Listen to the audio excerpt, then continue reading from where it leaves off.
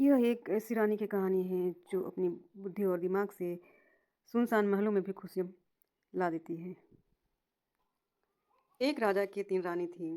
तीनों के बच्चे नहीं होने के कारण राजा तीनों रानी को छोड़ देते हैं और फिर राजा ने चौथी शादी उस रानी से यह वादा करके किया कि अगर आपसे बच्चा नहीं हुआ तो तुमको भी छोड़ दूँगा। रानी को राजा की बातों को स्वीकार किया और दोनों शादी कर लेते हैं। शादी के 1 साल होने वाला था, रानी पेट से नहीं थी। इस बात को लेकर रानी उदास रहने लगी। फिर एक दिन अचानक रानी ने दासी से कहा कि जाकर राजा से कहो कि मैं पेट से हूँ। दासी ने बोला, रानी मैं राजा से कैसे झूठ बोलूँ? रानी ने दासी से कहा कि तुम्हें मुझसे डर है कि तुम्हें मुझसे उतना ही डर होना चाहिए जितना राजा से डरती हो।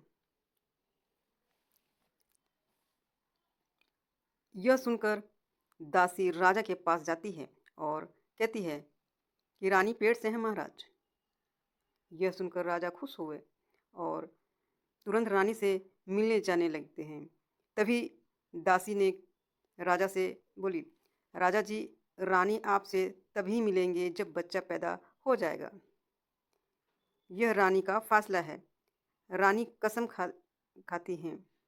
दासी की बात सुनकर राजा रुक गए और उस दिन का इंतजार करने लगे जब बच्चा होगा। इधर रानी और दासी दोनों राजा से झूठ तो बोल दिए और समय भी नज़दीक आ गया, पर बच्चा कहाँ से लाएं? यह सोचकर परेशान रहते हैं। सहसा रानी दासी से बोली कि जा और ऐसे लेडीज़ को का पता लगा जो गरीब हो, बच्चे को जन्म देने वाली हो, उससे बच्चा मांग लेना और उससे कहना कि तेरा बेटा राजकुमार बन जाएगा। यह सब बातें दासी एक गरीब औरत को सुनाई। उसने रानी की बात मान ली और नवजात शिशु को रानी को सौंप दिया।